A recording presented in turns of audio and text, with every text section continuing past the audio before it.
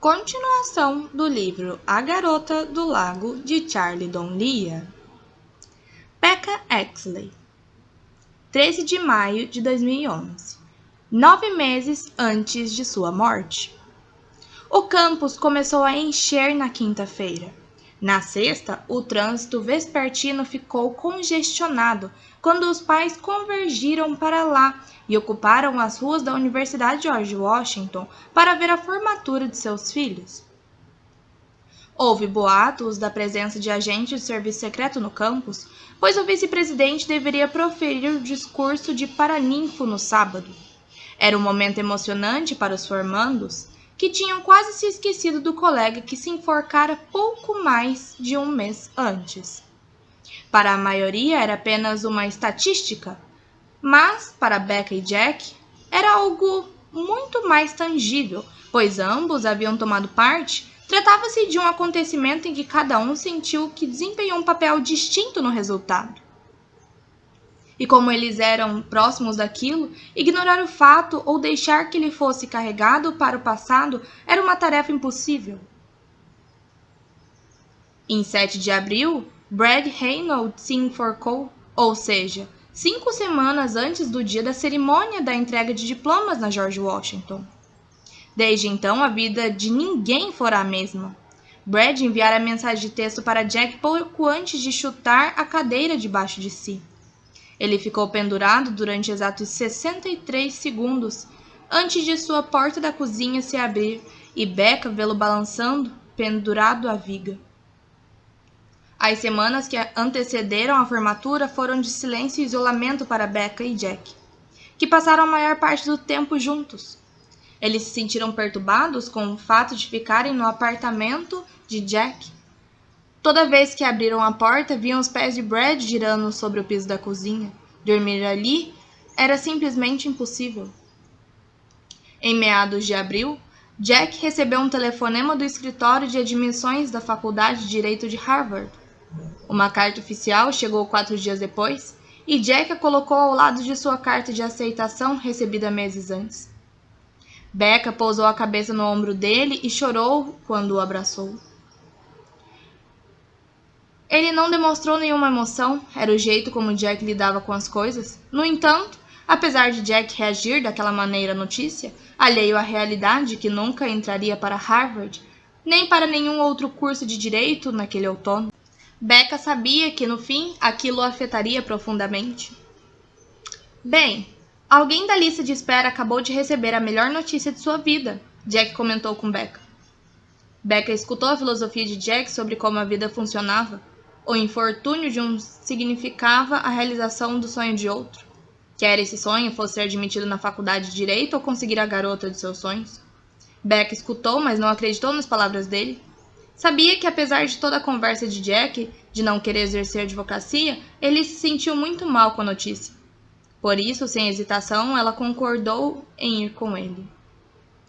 Becca terminou de empacotar suas coisas na sexta-feira à noite. A cerimônia de formatura seria na manhã seguinte. Seus pais estiveram com ela no fim de semana anterior para levar seus pertences de volta para Ginsburg para o verão. Passava um pouco das 10 da noite quando ela entrou no apartamento de Jack. Tem certeza de que você não quer participar da cerimônia? Jack perguntou. Becca fez que sim com a cabeça. Não preciso dos cochichos de olhares fixos quando chamarem nossos nomes. Não creio que alguém vá cochichar ou olhar fixo, mas não quero descobrir. Seus pais estão de acordo com isso? Sim, não ficaram felizes, mas vieram na semana passada para pegar minhas coisas. Estão me apoiando. Sabem que tudo isso foi um difícil e que nós só sabíamos tentar descobrir como lidar com isso. Este ano deveria ser bem diferente, não é? É uma pergunta retórica, certo? É. Jack estava sentado na cama de seu quarto vazio. Olhando para trás, percebo que tudo estava indo muito bem, até roubarmos aquele maldito exame. A partir daí, tudo mudou. Quer dizer, a vida de Brad, desde que roubamos aquele exame... Jack, não fizemos nada contra Brad. Ele fez contra si mesmo. Dizer isso parece insensível e terrível, e sinto falta dele como sentira a falta de meu irmão, mas você e eu não somos responsáveis pelo que aconteceu. Para proteger a todos nós, você assumiu a responsabilidade por algo que Brad fez. Assim, isso deveria absolvê-lo de toda a culpa. Harvard foi tirada de você, que considero muito pior do que uma não admissão. E sei que foi uma decisão sua, e assim nunca me envolvi, mas acho que foi um completo absurdo Brad deixar você assumir a responsabilidade pelo exame. Jack tirou o celular do bolso e acessou as mensagens de texto. Você me enviou isto pouco antes, disse, entregando o aparelho a Becca. Você a tirou de mim, Jack, mas acho que ela realmente nunca foi minha. Por um tempo, Becca fitou o celular, lendo e relendo a mensagem em silêncio. Meu Deus, Jack. Ela se sentou ao lado dele. Por que não me disse nada?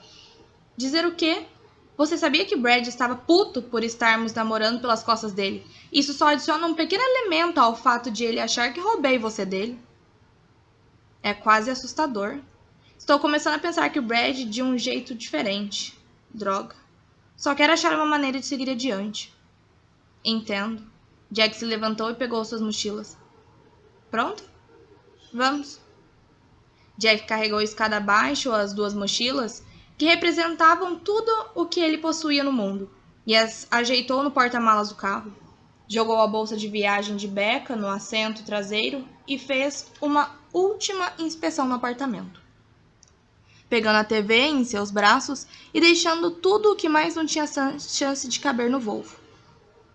No mês anterior, os pais de Brad passaram pelo apartamento para apanhar os pertences do filho, deixando apenas lembranças e um quarto vazio. Jack e Beck se divertiram antes de partirem. Lágrimas rolaram pelo olho. Eles ergueram as cabeças, observando a viga de ferro situada no teto da cozinha. As últimas 5 semanas geraram muitos cenários em suas mentes, expondo como as coisas poderiam ter acontecido de maneira diferente.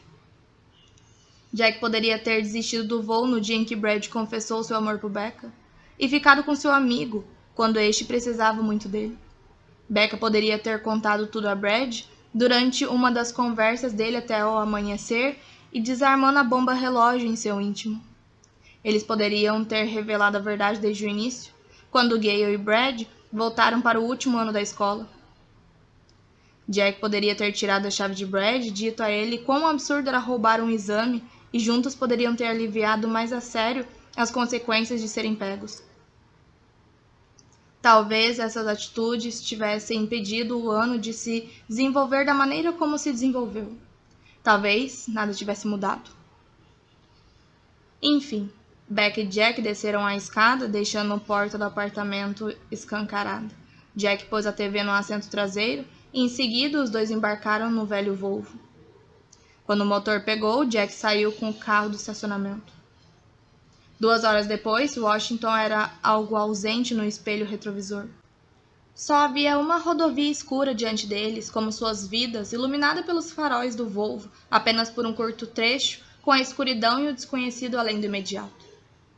Dirigiram sem cessar a noite toda, com muito pouca conversa até o sol encher os espelhos e estender o Volvo numa longa sombra que deslizava sobre a estrada adiante. Mais ou menos na hora em que seus nomes estariam sendo chamados na formatura, eles cruzaram o rio Mississippi. 2 dias após terem deixado Washington, Beck e Jack acabaram em Winsmore, em Yellowstone. Compraram uma barraca e pagaram por um local de acampamento. Acharam seu terreno na área de camping de Bay Bridge, onde montaram a barraca e dormiram por 12 horas seguidas. Passaram 2 dias percorrendo trilhas sob o céu azul. Na primeira noite, Beck e Jack, sentados observando as chamas alaranjadas da fogueira, pensaram em Brad e no jeito como tudo acabou. Conversaram até o sol se pôr e a escuridão cair sobre o vale. Então, entraram na barraca e se aconchegaram um no outro no saco de dormir. Além das coisas que não conseguiram controlar e não tinham poder de mudar, Beck e Jack decidiram que o pior que havia feito foram terem se apaixonado e mantido o segredo disso. Conseguiram conviver com aquilo. No outono, Becca começaria seu primeiro ano da pós na George Washington. Conheceria novas pessoas e faria novos amigos. A pós-graduação estava fora de cogitação para Jack.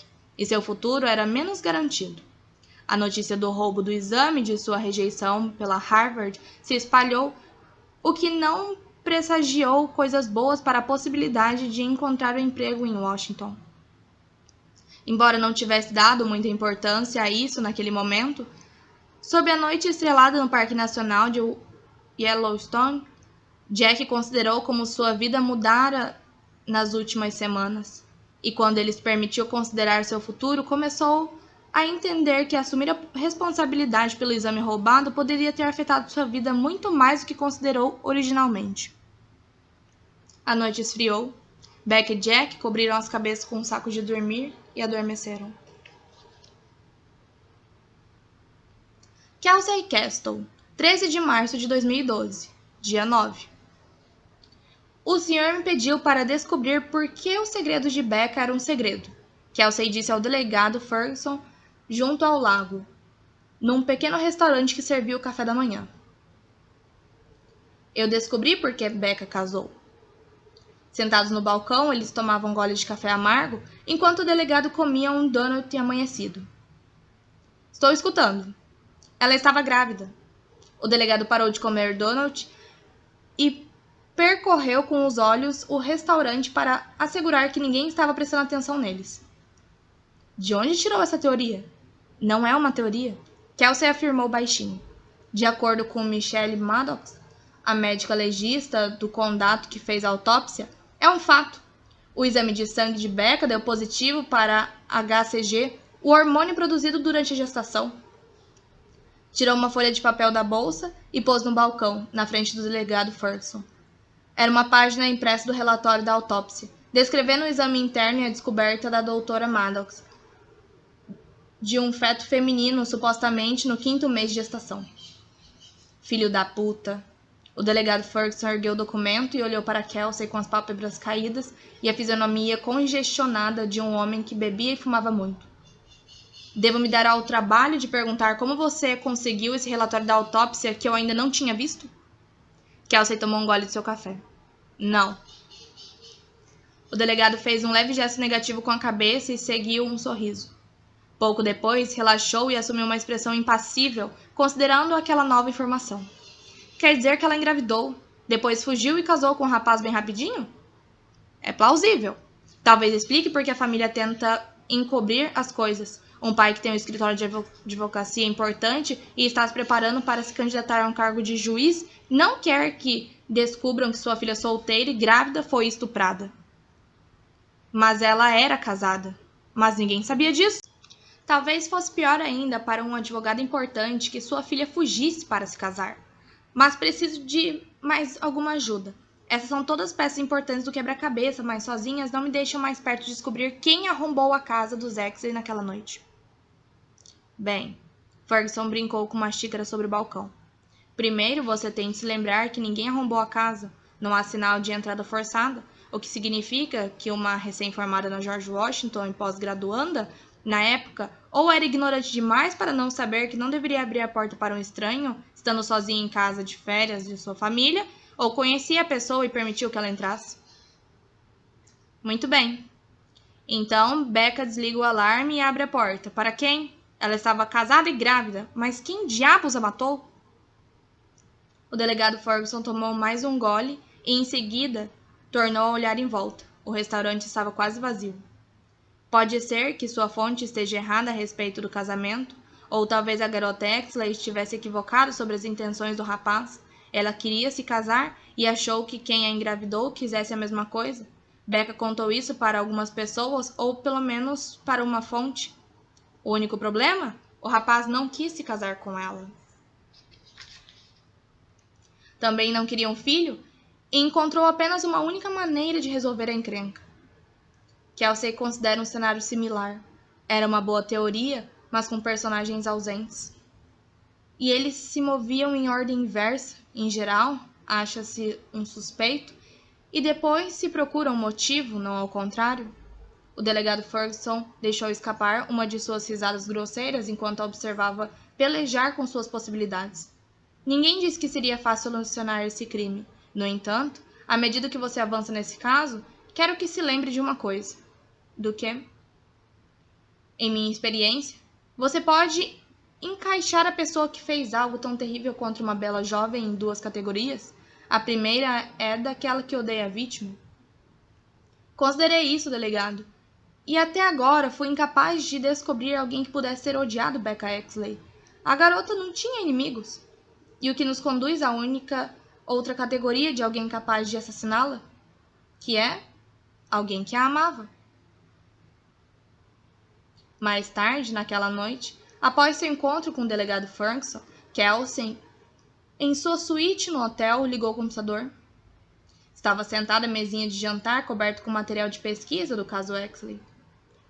Um quadro se achava apoiado numa cadeira e decorado com fotos da casa dos Exley, com fluxogramas escritos à mão por Kelsey dos movimentos de Becca no dia em que morreu, começando no campus a George Washington, passando pelas montanhas Summit Lake e pelo Café Millie, e chegando até a palavra dos Exley. Os horários vinham escritos em cada lugar para manter as coisas bem claras em sua mente. Kelsey considerou as informações que recebeu do delegado Ferguson. Uma hora depois, as outras cadeiras estavam cobertas com pilhas de papéis que ela organizou num sistema coerente só para si. Passou a estudar as informações a respeito das viagens de Becca, em resumo de seus movimentos dos meses anteriores à sua morte. Becca começou a pós-graduação em agosto, 6 meses antes do seu assassinato, e a polícia rastreara apenas 3 viagens a partir de Washington naquele período. A primeira foi em novembro, para Greensburg, previsivelmente para comemorar o Dia de Ação de Graças em família. A seguinte foi a Grisby Bay, em Wisconsin, de avião no Natal. A última viagem foi para Summit Lake no dia em que foi morta. Kelsey começou por Greensburg, cruzando informações de recibos de cartão de crédito e registros de caixa eletrônico com o endereço residencial dos Exley. Sem dúvida, uma viagem para comemorar o Dia de Ação de Graças. Em seguida, ela passou para a viagem de Grisby. O que havia em Grisby que faria Becca ir até ali no recesso de Natal? Um rapaz, Kelsey concluiu. O que mais afastaria uma estudante de 22 anos de sua família no Natal? Kelsey passou mais uma hora estudando os registros telefônicos de Becca, procurando ligações feitas para códigos de área de Wisconsin. Nenhuma ligação. Embora Kelsey tenha achado no período de 3 dias que abrangeria o Natal, um telefonema por dia para os números da casa dos Exley em Greensburg. Todas essas ligações passaram por torre celular em Grisby. Kelsey estava perto, mas precisava de um nome, de um número de telefone, de um endereço ou de algo para rastrear. Em seu computador, Kelsey examinou a turma do primeiro ano da pós da George Washington, quase 100 nomes. Excluiu as mulheres e fixou nos 52 homens que cursavam faculdade com Becca Exley. Uma pesquisa cuidadosa lhe informou que apenas 3 eram de Wisconsin e nenhum de Green Bay. Por mais 3 horas, ela investigou os outros estudantes de sexo masculino das turmas de segundo e terceiro ano. Nenhum era de Green Bay. Kelsey até examinou de relance os perfis dos advogados do escritório de advocacia de William Exley, flertando brevemente com a teoria do grupo de fofocas que diria que Becca talvez tivesse se envolvido com um de seus colegas de seu pai. No entanto, logo desistiu, pois nenhum era de Wisconsin. Kelsey colocou de lado suas anotações sobre a Faculdade de Direito de George Washington e voltou para os registros do delegado Ferguson. No verão, após a formatura de Becca, ela viajou num jatinho pertencente a Milt Ward, senador de Maryland. Kelsey folheou algumas anotações. Milt Ward estava em todas as notícias. Por que um senador de Maryland levaria a bordo de seu jatinho? Sentindo estar diante de uma informação importante, Kelsey pegou uma pilha de papéis e começou a investigar. Contudo, uma batida na porta interrompeu. Ela olhou para o relógio. 23h18. Pelo olho mágico, Kelsey viu um homem de terno com a gravata afrouxada e torta. Senhorita Castle? O homem tornou a bater na porta. Sou o detetive Madison. Vi a luz acesa, por isso imaginei que a senhorita estivesse no quarto. Kelsey abriu a porta, tanto quanto corrente permitiu. Sim? Você ainda está acordada? Podemos conversar? O detetive perguntou. A respeito do quê? Becca Exley. Posso ver sua identificação? Claro! O detetive tirou seu distintivo e passou pela fenda entre a porta e a moldura. Ele também apresentou sua carteira de motorista. Podemos conversar no saguão se a senhorita se sentir mais à vontade lá. Kelsey examinou o distintivo e reconheceu que era legítimo. Ela falaria com o delegado Ferguson a respeito daquele sujeito. Madison era um dos detetives estaduais que tinham tirado o caso da polícia de Summit Lake. O que é de tão importante para você bater na minha porta às 11 da noite? Houve uma evolução importante. Kelsey fechou a porta e soltou a corrente. Pegue. Ela devolveu-lhe o distintivo e a carteira de motorista. Algo sobre Becca? Posso entrar? Sim, Kelsey disse. O quarto está uma bagunça. O detetive Madison entrou na suíte e olhou em volta, percebendo a papelada amontoada desordenadamente sobre a mesa e as cadeiras. Você estava ocupada. Estou aqui a trabalho. Eu soube. O detetive foi até a mesa e mexeu em algumas folhas de papel. Por favor, não mexa em nada disso, detetive, a menos que tenha um mandado de busca. Não tenho? Ele se virou e encarou Kelsey.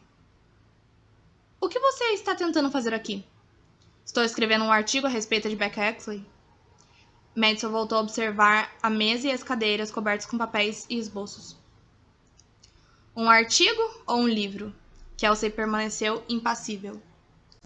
Um artigo? Por que tanto trabalho para um simples artigo? A história de Becca é complicada. Com certeza. Então, qual é essa evolução que o trouxe até aqui tão tarde da noite? O detetive sorriu. Gostaria que você parasse de bisbilhotar em lugares que não deve. Sou uma jornalista escrevendo um artigo, detetive Madison. Bisbilhotar é parte do meu trabalho? E como vocês estão sendo tão reservados acerca dos detalhes desse caso, tenho tido de montar o quebra-cabeça por meio de uma investigação peça por peça. Monte o quebra-cabeça do jeito que quiser, mas se você violar a lei, pagará o preço. Fazer perguntas em Summit Lake não é uma atividade que viola lei alguma. De acordo, mas invadir o prédio do governo é uma violação. Kelsey não hesitou. Quem invadiu algum prédio? O detetive Madison voltou a sorrir. Estou trabalhando nisso, confie em mim. O vídeo de uma câmera de segurança mostra duas pessoas usando um cartão de acesso roubado para entrar na rede de contato. O mesmo cartão foi usado para entrar numa sala que acessa documentos confidenciais. Desta vez, Kelsey sorriu. Confidenciais? O condado de Buchanan é responsável por algum programa nuclear secreto? Que gracinha! Onde você estava 2 noites atrás? Detetive, não venha até meu apartamento para tentar me intimidar. Estou simplesmente fazendo uma pergunta. Que contém uma implicação de que forneci a entrada nesse prédio a quem você se refere. Você fez isso? Se quiser me interrogar, então me prenda e faça isso na delegacia. Por um instante, o detetive Madison pareceu refletir. Quando você retorna a Miami? Quando eu terminar meu artigo? Ah, o detetive exclamou, rindo e fazendo um gesto negativo com a cabeça. Não acho que irá conseguir. Assim que eu tiver certeza de que é você no vídeo, vou prendê-la. Se ainda estiver em Summit Lake, e também vou preencher quem estava com você. Entendeu? Para ser franca, não, porque não sei de que diabos você está falando. E reparei que parte do seu material de investigação está com o carimbo do Departamento da Polícia de Summit Lake. Também roubou esse material? Kelsey não respondeu. Não, o detetive afirmou. Aposto que você não precisou. Stan Ferguson deve ter lhe entregado os documentos, porque ele está sendo um pé no saco desde que foi convidado a se afastar do caso. Vazar informações para a imprensa sobre uma investigação em andamento é uma péssima ideia. Dirigiu-se à porta. Boa noite, senhorita Castle. O detetive Madison fechou a porta. Kelsey correu até o olho mágico e viu percorrendo o corredor e entrando no elevador. Ela pegou o celular, ligou para Pen Courtney e deixou uma mensagem no correio de voz pedindo para ele ligar. Também enviou uma mensagem de texto para Pen com a mesma mensagem do telefone fixo dele. Kelsey vestiu uma jaqueta e saiu do quarto. Venceu apressado os 5 quarteirões que a separavam do Café Milho, que sabia estar fechado havia um bom tempo. Ergueu os olhos na direção do segundo andar. As luzes estavam apagadas. Nos fundos do prédio, subiu as escadas e bateu de leve na porta. Como não obteve nenhuma resposta, bateu com mais força, então a luz da cozinha finalmente se acendeu. As cortinas foram puxadas para o lado e em seguida a porta foi aberta. O que houve? Ray perguntou. Preciso de sua ajuda. Entre. Ray usava calça de pijama de flanela, camiseta e chinelos. O que está acontecendo? O chefe dos detetives do caso Exley acabou de me fazer uma visita. Com o ar sonolento, Ray observou com os olhos meio fechados o relógio de parede. Que horas são? Quase meia-noite. Por que a polícia apareceu no seu quarto de hotel à meia-noite? Porque acho que estou metida numa encrenca. O nome do sujeito é Madison, e ele quis saber por que eu estava bisbilhotando tanto por aí. Diga a ele que você está escrevendo um artigo, isso não é crime? De acordo, porém, entrei ilegalmente no prédio do condado na outra noite com Peter e examinei o relatório da autópsia que não foi tornado a público. Achei que era um segredo.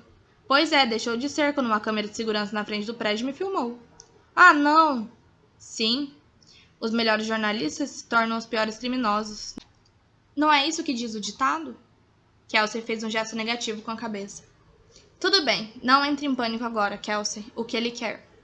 Que eu vá embora, Sam Slade. Quanto falta para você terminar o artigo sobre Becca? Não muito. No mínimo, estão me ocorrendo algumas ideias de que não correspondem às da polícia. Só preciso de algum tempo para desenvolvê-las. O delegado Ferguson disse que os detetives estaduais estão obcecados com a teoria de um estranho que apareceu na cidade naquela noite e entrou na casa dos Exley ao acaso. Sem dúvida, você discorda dessa teoria. Totalmente. Becca foi assassinada por alguém que ela conhecia. Quem? Não sei.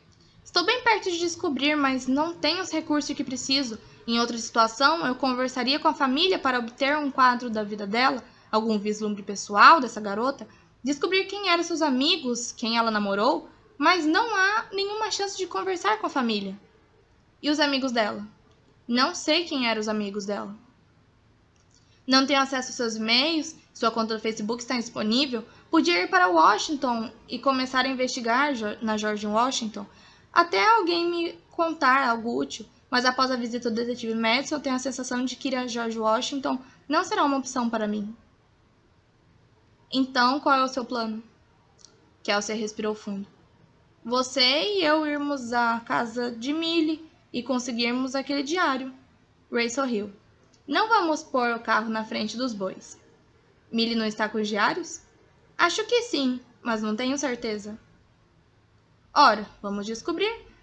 Tenho de conhecer a vida de Becca, aí poderei juntar as peças e propor uma teoria para quem a matou. Não consigo falar com a família dela, nem tenho tempo para localizar seus amigos.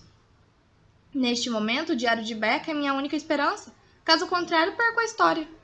Kelsey se aproximou de Ray. Preciso de sua ajuda nisso. Enquanto pensava, Ray fixou o olhar no teto. Tudo bem, Kelsey. Mas se Millie está com o diário e escondeu todo esse tempo da polícia, na certa não vai entregá-lo para nós. Sem chance. Então qual é o plano? Ray deu uma risada. Não tenho um plano. A ideia foi sua. Pare com isso, você sabe que estamos falando a mesma língua. Ray assentiu com um gesto de cabeça. Estamos. Ray, como vamos pôr a mão naquele diário? Sejamos criativas. Becca Exley, 8 meses antes de sua morte. O telefonema do senador que acordou Jack e Becca na quinta-feira logo cedo não salvou a vida deles. Não tão dramático assim, mas o modificou bastante. Naquela manhã, o toque do celular foi um som anormal que perturbou o silêncio e o sossego que prevalecia em Wellstone. Jack se virou, tirando o braço de Becca de seu peito, sentou-se e procurou o aparelho em sua mochila. Não reconheceu o número. Alô? Jack? O homem perguntou com um sotaque sulista. Sim? Jack pigarreou e apertou o celular cheio de ruídos contra o ouvido. Jack, aqui é o senador Mildward. No ano passado, você trabalhou para mim num programa de estágio da Universidade George Washington. Jack endireitou-se. Sim, senhor. Como vai? Precisando de uma opinião jovem. Como você sabe, vou me candidatar para a eleição de novembro e preciso da ajuda em minha campanha. Senhor? Não estou ouvindo direito. Estou lhe oferecendo um emprego, filho. Você vai colocar palavras em minha boca com um de seus redatores de discursos. Por alguns segundos houve uma interrupção de comunicação. Então o senador disse: Filho, está me escutando? Sim, senhor. Acabei de lhe oferecer o emprego, Jack. Sim, senhor. É uma honra. Ótimo. Vou colocá-lo em contato com minha chefe de campanha. Ela o atualizará sobre como as coisas acontecem aqui e eu gostaria de encontrá-lo amanhã para o jantar. Desculpe, senhor, mas estou na região oeste do país e não conseguirei voltar até amanhã. Estou no Parque de Weston para passar alguns dias. Então podemos nos ver nas próximas semanas? Sim, senhor. Vou lhe passar o número da Shirley Wilson. Ela arranjará tudo para você voltar aqui. Eu vim de carro, senhor. Quando sair do parque, demorarei 2 dias para chegar a Washington. Shirley organizará as coisas. Vou mandar meu avião para buscá-lo. Será muito mais rápido que voltar de carro. Precisamos nos encontrar o quanto antes. Vejo você dentro de alguns dias. Senador, O senhor deve estar a par... Jack fez uma pausa, sem saber se deveria prosseguir. Naquele momento, Becca se sentou escutando o fim da conversa. Tive alguns... Jack procurou uma palavra apropriada. Problemas na faculdade antes de me formar. Não houve resposta do outro lado, então Jack continuou falando. Por causa de um exame roubado. Ouvi dizer que o professor Morton é um idiota, filho. Eu também teria roubado aquele exame se tivesse a oportunidade. O senador riu. Você foi checado, Jack. Sei mais a seu respeito do que você mesmo. E não há nada que eu não goste. Roubar um exame para passar numa matéria que não consegue enfrentar é uma coisa. Roubar um exame e não usá-lo é totalmente outra. Como o senhor sabe que eu não usei? Tem ouvidos nos lugares certos, Jack? Anote esse número. Jack anotou em sua mão o número de telefone do chefe da campanha do senador Ward. Vejo você na próxima semana, filho. Jack desligou o celular e olhou para Becca. Será que isso acabou de acontecer? Me conte, o senador Ward, do meu estágio de verão do ano passado. Sim, ele está se candidatando a presidente e quer que eu escreva para ele. Kelsey Castle, dia 10. Kelsey caminhava pela Maple Street comendo uma banana. Era uma manhã sem nuvens.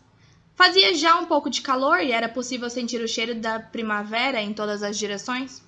Kelsey tinha-se de advertir o delegado Ferguson a respeito do problema que estava prestes a alcançá-lo. Ela virou a Minnie Avenue, subiu os degraus e adentrou o prédio antigo da polícia. Não havia ninguém guarnecendo a frente. Assim, ela seguiu direto para a sala do delegado. Entrou de joelhos atrás de sua mesa, procurando algo na gaveta inferior. Uma grande caixa de papelão estava sobre a mesa. Delegado? Ferguson colocou a cabeça acima do tampo da mesa. Senhorita Castle, bom dia. Desculpe a visita sem aviso prévio, mas preciso falar com o senhor. Ele assinou para ela. Venha cá um minuto e me ajude a ficar de pé. Meu joelho não está bom. Kelsey contornou a mesa e o ajudou a se levantar. O que o senhor está fazendo? Ela notou naquele momento a total bagunça reinante. Papéis espalhados atrás da mesa e pregos se projetando nas paredes nuas, onde antes o quadro se achava pendurado. Continuando a percorrer o ambiente com os olhos, Kelsey entendeu. O senhor está esvaziando sua sala? É hora, afirmou, sorrindo. Por causa de Madison?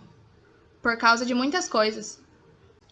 Ontem, tarde da noite, Madison apareceu na minha suíte no Winchester, disse para eu voltar para Miami. Ele viu meu material de investigação, parte dele tinha o carimbo do departamento da polícia de Summit Lake. O delegado sorriu de novo. Não importa como Madison descobriu, e honestamente, minha saída não é resultado disso. A aposentadoria era inevitável. Fiquei aqui o máximo que pude, mas agora preciso ir. Esperava ficar tempo suficiente para descobrir o que aconteceu com a garota dos Exley. Mas isso não vai acontecer. Então Madison está pondo para fora? Faça-me favor, um garoto que mal saiu das fraldas não tem autoridade para isso, mas o promotor público tem. Ele me ligou e pediu para eu sair. Fiquei feliz. Sinto-me péssima, delegado.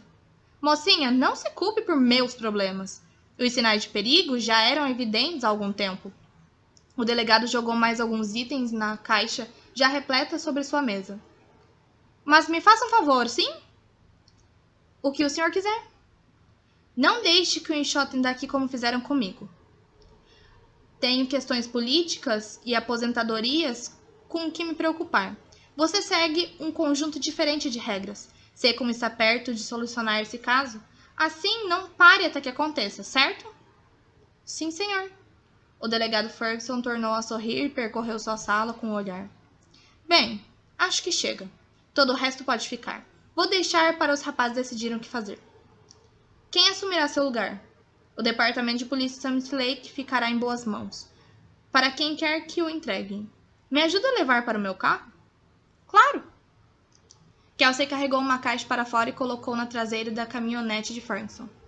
O delegado esfregou as mãos e olhou para o velho prédio de tijolos onde passou toda a sua carreira. Acabou. Para onde o senhor vai? Trabalhei ininterruptamente durante 43 anos, mocinha. Nunca tirei uma licença médica. Sei que é difícil de acreditar olhando para mim, mas é verdade. Vou relaxar por algum tempo. Onde? Só Deus sabe. Mas estou pronto, com certeza. Ele tirou um maço de cigarros do bolso interno do paletó. Me faça mais um favor, e entregou o maço para Kelsey. Ao pegá-lo, ela fez um ar de espanto. Jogue-o fora para mim. Sem dúvida, Kelsey disse. Ferguson embarcou na caminhonete e fechou a porta. Seu cotovelo esquerdo pendeu para fora da janela aberta. Tome cuidado, senhorita Castle. Madison está em seus calcanhares. Assim, termine logo seu trabalho e caia fora daqui.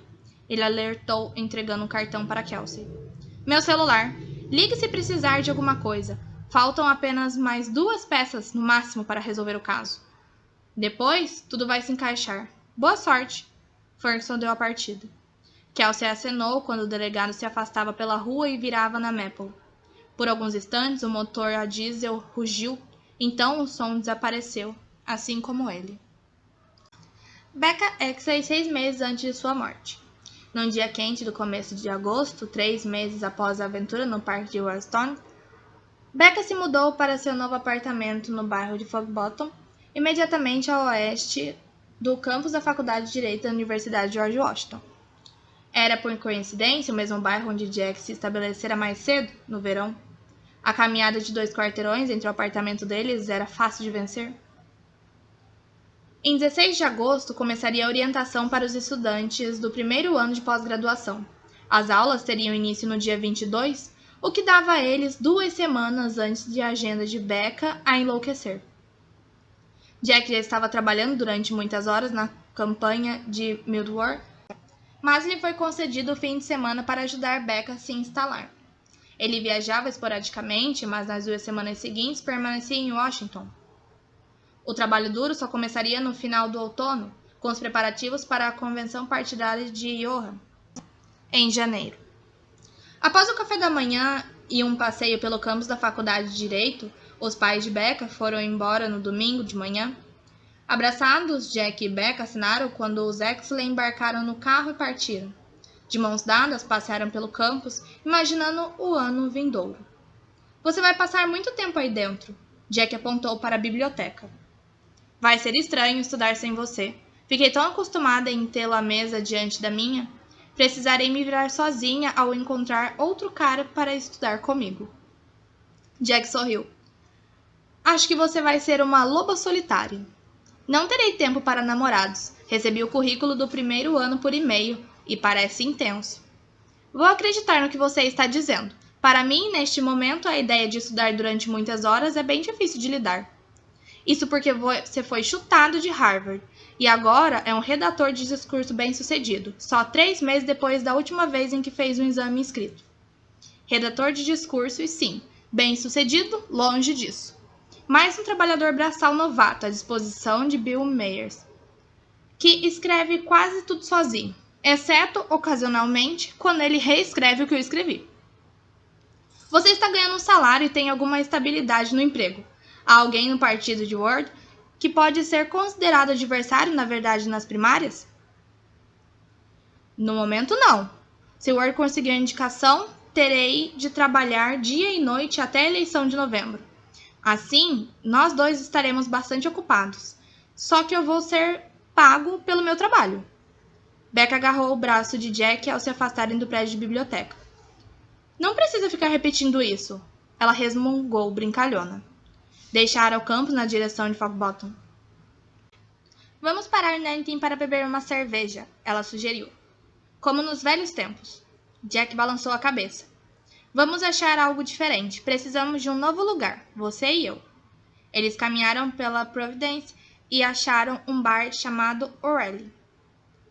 Sentaram-se a uma mesa ao lado da janela, pediram 2 cervejas Guinness e começaram sua própria tradição. As 2 semanas que antecediam o início das aulas foram especiais para Becca Exley.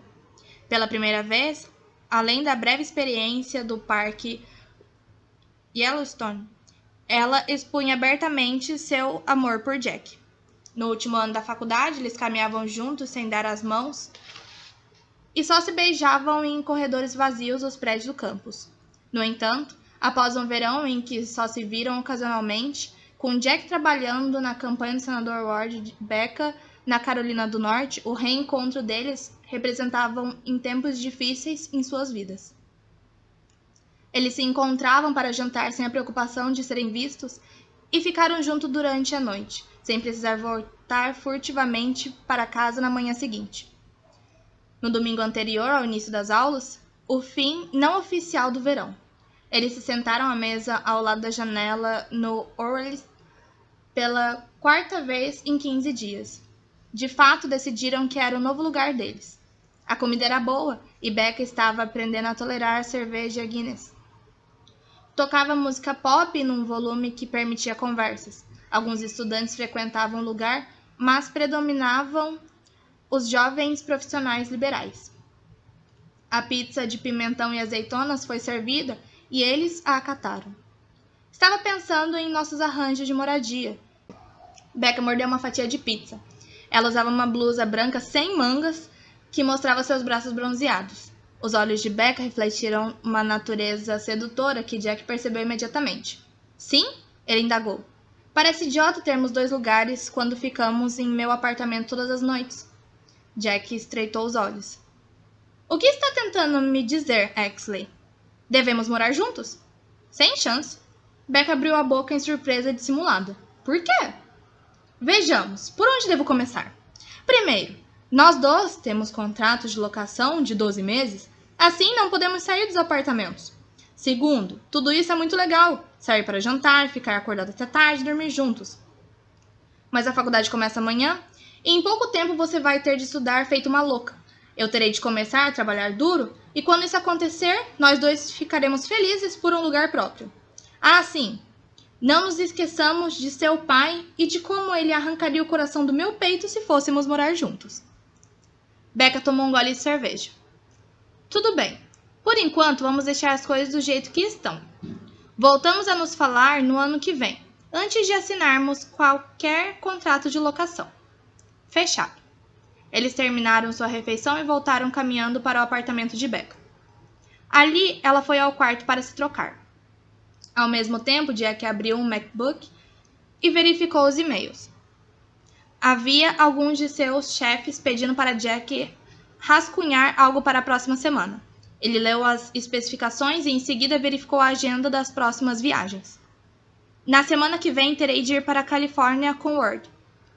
Vou na terça e volto na sexta, ele disse, lendo o itinerário na tela, sem olhar para Becca quando saiu do quarto. Como não obteve nenhuma resposta, ele finalmente levantou os olhos. Ela estava à soleira da porta, usando apenas uma calcinha.